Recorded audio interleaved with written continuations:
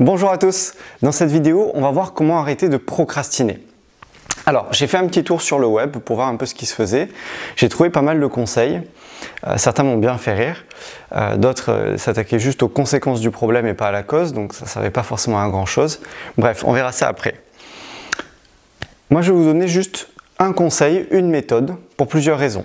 La première, c'est que déjà si vous n'arrivez pas à faire une chose, c'est pas en vous donnant 10, 15, 20 conseils que vous allez y arriver. Pour moi, l'idéal c'est d'avoir déjà une technique, de la répéter, de la répéter et de la répéter.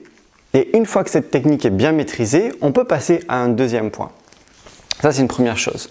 Une deuxième chose, c'est que dans les conseils que j'ai pu trouver, il y a par exemple essayer d'éviter de vous distraire ou de vous faire distraire. Alors que c'est justement ça le problème, c'est que quand on procrastine, il y a tout qui nous distrait.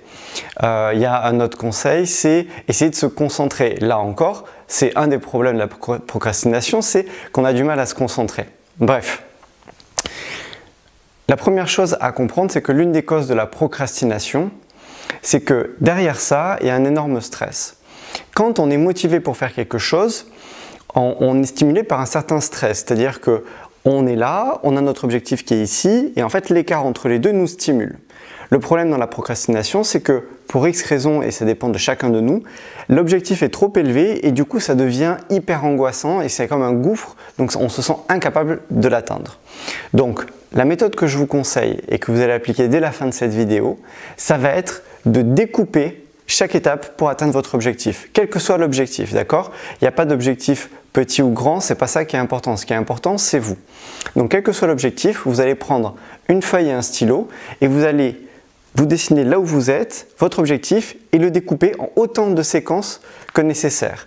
Si vous voyez qu'une fois que vous avez fait ça, vous ne vous levez toujours pas de votre chaise pour agir, ça veut dire que c'est encore trop stressant. Et à ce moment-là, il faut encore découper. Et même si c'est des petites étapes, il faut continuer. Et tant que vous ne vous levez pas de votre chaise pour commencer à agir, ça veut dire qu'il faut encore diviser en étapes.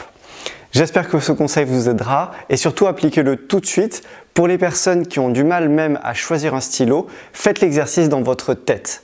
Divisez dans votre tête, ok, je peux diviser en tant d'étapes et tant que vous ne bougez pas, redivisez encore.